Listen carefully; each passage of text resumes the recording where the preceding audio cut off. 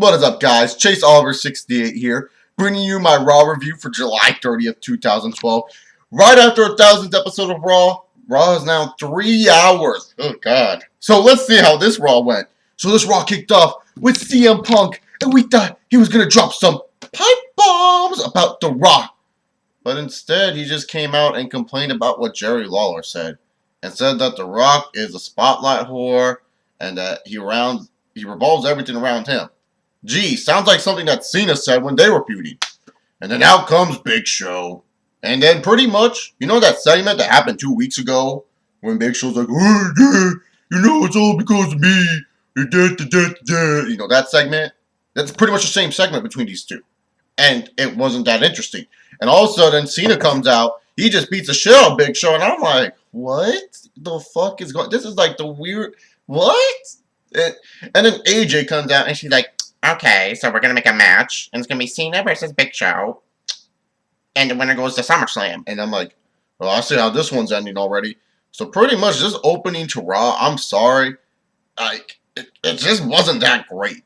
Like, everyone was like, oh, the Punk promo, and I'm like, he pretty much said what Cena kind of said during when he was feuding with the Raw. He just said it in a more serious tone, and it just was a weird opening, and I don't know. I just didn't get a feel for it. But next up, we got not Sheamus, Alberto Del Rio taking on Santino Marella, the United States champion. And this match actually went a long time. It wasn't that great of a match, but it was all right. You know, Del Rio did his usual shit. And boy, we haven't seen Del Rio and Santino as many times as we have. But Del Rio won via cross arm breaker. And then after the match, Del Rio just said, I'm not going to wrestle until SummerSlam. And I'm like, dude, that's fucking genius. I agree with that, Del Rio. I mean, they're going to put you in the same fucking matches every week. They're not, you don't know how you're really going to progress the storyline anyways.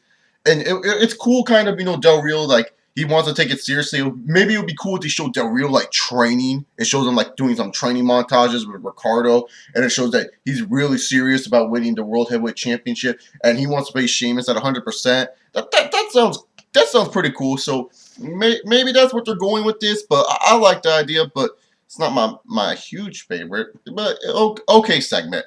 Next up, we got Brodus Clay dancing. And he was dancing. And he was dancing. And then all of a sudden, Biggie came out. And she danced. And then Damien Sandow came out. And he was pissed off that DX fucked him over. And so pretty much Damien Sandow was like, oh, I hate you, Brodus. And kicked Brodus' ass. And is this going to be a feud for Monday Night Raw? Because it's kind of a weird feud if you think about it. Because Damien Sandow, yeah, I know he's everything that Brodus is against. But it's just kind of a weird. Their styles are too different for my personal preference. But hey, maybe WWE can make it work out. Next up, you know, earlier in the first hour, they were hyping up like Daniel Bryan in front of the door of AJ's GM room. And so Daniel Bryan finally gets the balls to go in. Daniel Bryan talks to AJ, and then AJ's doing her weird thing, and AJ looks hot. I forgot to mention that. She looks hot in a business suit. And then AJ just says, oh, by the way, you're facing Sheamus. And D-Bron's like, is it for the world title? No, but the fans get to choose a match. So pretty much on Twitter, we got to choose a match. It was either false count anywhere, no holds barred, or street fight. So pretty much matches where everything's legal. And the result ended up being a street fight between Sheamus and Daniel Bryan. Sheamus and Daniel Bryan street fight was a really good match. There was a lot of fans that were bitching. Oh, Sheamus was no-selling. Oh, Sheamus was doing this. And I was like, what the fuck? This brings up so much hypocrisy in this community. CM Punk and Daniel Bryan have Money in the Bank. Are you kidding me? You telling me there was sometimes where that match where they no-sold shit? Like Punk, when he went back first with Daniel Bryan, he no-sold that shit onto the table. He no-sold the candlesticks by Daniel Bryan. Steel chair shots were being no-sold. Submission holds were being no-sold. That is just hypocrisy. That is just so hypocritical. And I'm tired of it. Stop being hypocrites just because a lot of people are hating on Sheamus right now. I know Sheamus is not the flavor of the month, but it's so hypocritical that everyone's like, Sheamus is such a dick because he beat Daniel Bryan in 18 seconds. It's been fucking, it's fucking July. turning August. That was in April. Get over it. I know Sheamus is not an entertaining world champion. You don't have to like Sheamus, but I'm tired of the hypocrites. It is just so hilarious and mind-blowing to me of how many hypocrites are out there in this world. But Sheamus beats Daniel Bryan. No surprise there. I mean, really, to be honest, Sheamus beating Daniel Bryan, I was like, couldn't Del Rio come out?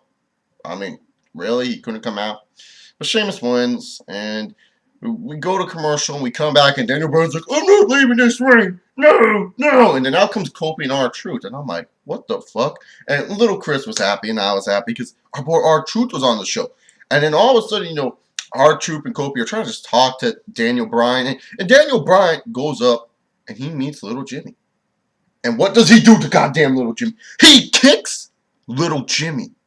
Daniel Bryan, you piece of cunt. You piece of shit. Or whatever. Don't you dare kick Little Jimmy. If I see you at LA, I will be going to SummerSlam Access. I may not be going to the show, but I will be at Access. And if I see you, Daniel Bryan, you're gonna get got. I swear, you do not do that to Little Jimmy. You do not do it to Little Jimmy, you little goat face. But anyways, this leads to a match between Kofi Kingston and the primetime players, Titus O'Neil. AW made a Kobe Bryant rate reference there. That was funny. And I was like, haha, man, that's hilarious. But this was just standard. It wasn't really anything too special. Titus O'Neil at least got the win, so at least they're going to prolong their feud, but at the same time, it's just kind of meh on their feud. But on the status report on Little Jimmy is okay, so thank you guys. Those rumors about him failing the wellness policy are all fake. They're not real. So Little Jimmy's okay. Fuck you, Daniel Bryan, for hurting Little Jimmy. That's not nice. You don't hurt kids who are younger than you. I mean, that's just rude. And then we get on to this backstage segment, and it's the weirdest thing. So CM Punk's like, yo, Cena, like, I don't hate you or anything. I actually respect you. I like you. But I did something that you couldn't do with The Rock at all. And then I'm like, what? What do you do? He's like, I took out The Rock when you couldn't. It's like, wait a minute. Whoa. Before WrestleMania 27, didn't John Cena go, and The Rock, when after The Rock took care of business with Miz and A-Rod? That makes no sense. Cena took down The Rock too. It's not like CM Punk's the only one. So it's kind of dumb that WWE thinks most of us fans don't know our past history. Because Cena did take out The Rock before WrestleMania 27. The Raw before WrestleMania 27 when they had that confrontation type of thing. I remember that. Go watch the YouTube video. It was the Raw before Mania 27. Cena took down The Rock with the AA, and that's how the show ended. And so I don't understand what they were trying to go with this.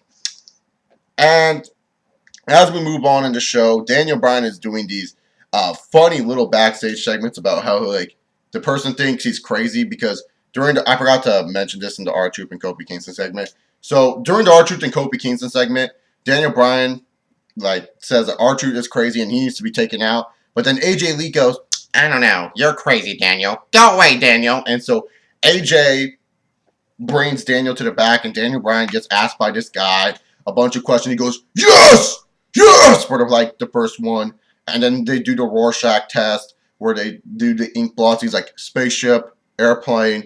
And then one of them looks like a goat face. He's like, does it look like a goat face? If this is anything, I am the greatest of all time. And then the last segment, it was like Daniel Bryan was talking about, you know, how he's just angry and bitter and that he's 100% sane by the doctor. The doctor's like, okay, you're cool. And then all of a sudden Kane comes out. He's like, I'm your anger management teacher, therapist. And I'm like, what? But then I kind of thought about it and said, oh, well, you know, AJ and Kane, they might be still doing something. So I'm not going to be too picky on it. They were funny segments, so I'm not going to be picky on it. Next up, Christian and Jericho took on Ziggler and The Miz. This was a very good tag match. It got a lot of time.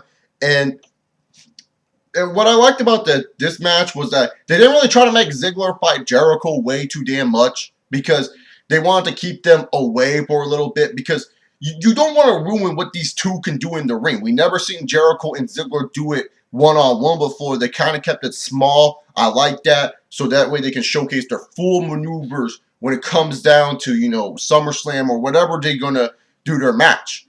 So I like that. Christian and Miz kind of did most of the workload, and I really like the ending. How Christian he cost Miz the match. Ziggler didn't get pinned. Don't hurt Ziggler. Christian had to cheat to win, which was kind of weird. And the Miz got pinned by Jericho. Fine by me. Jericho's as big as the IC title, I guess. And Ziggler attacks Jericho, and Jericho's officially a face. Next up, we got Tensai facing off against Tyson Kidd. Tyson Kidd and Tensai, this was just whatever. I kind of like that they did put this match on here, kind of continuing the feud that they did have.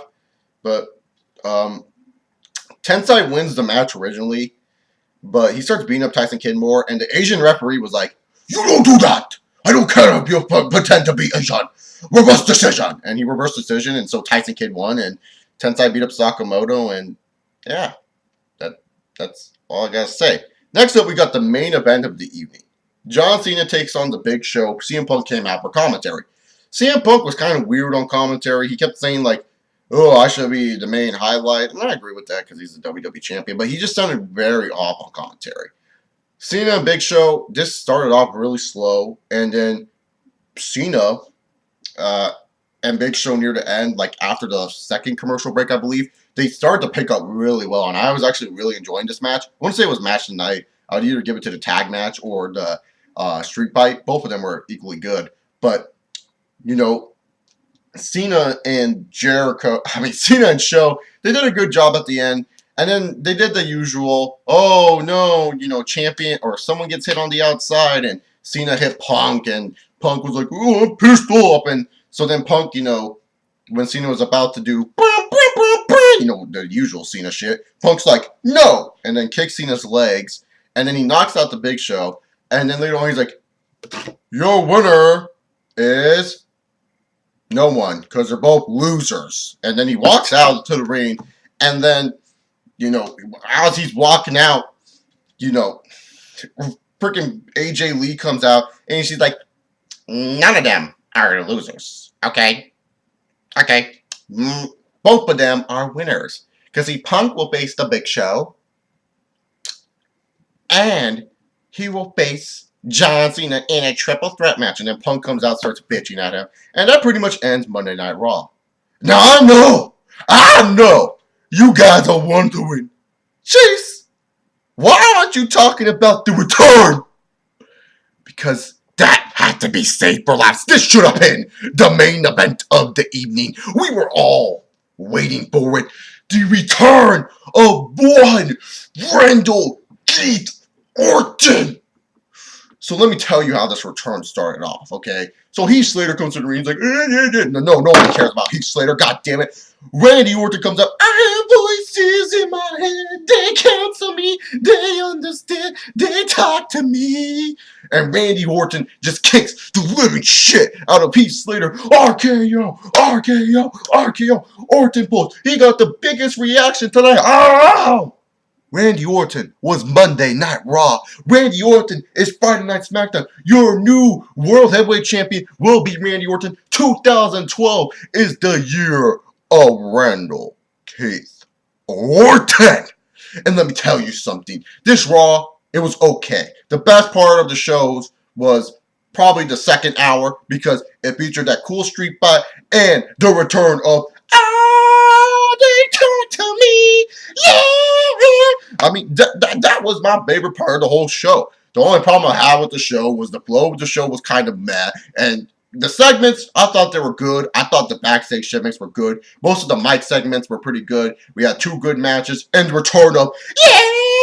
So, this Raw, it was pretty good. I'll just say it's okay. It wasn't like terrific. It wasn't outstanding. It was okay. At least we got our WWE Championship. My main problem, though, is those goddamn recaps. If you want to show recaps, you show Randy Orton highlight packages. You don't show Triple H Brock Lesnar. You show more Randall Keith Orton highlight packages. This is Chase Oliver 68. I'm going to go watch Randy Orton's return again. I will see you all later.